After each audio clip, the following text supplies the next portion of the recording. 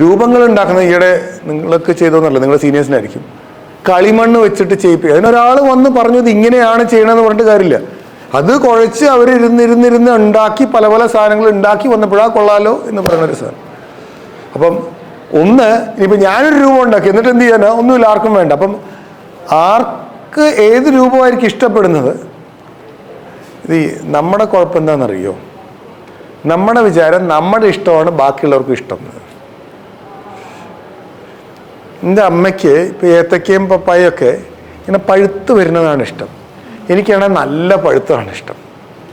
അമ്മ എപ്പോഴും എനിക്ക് ഇങ്ങനെ ഉണ്ടാക്കി തരുള്ളൂ. ഞാനിങ്ങനെ അവന് പല്ലില്ലല്ലോ, തിന്നാൻ പറ്റില്ലല്ലോ. എടാ ഇതാണോ നല്ലത്? അത് അമ്മയ്ക്കാണ് നല്ലത്. എൻ്റെ നല്ലതെന്ന് പറഞ്ഞാൽ അത് അമ്മ ഒരു 3 ദിവസം കൊണ്ടിരിക്കട്ടെ, വള്ള പൊള്ളെന്ന് പറയും. ഇതെങ്ങനെയാടാ തിന്നുക? ഇതല്ല തിന്നേണ്ടത്, അത് തിന്നണ്ടാത്തത് അമ്മയ്ക്കാണ് തിന്നേണ്ടത്. Hello, clear?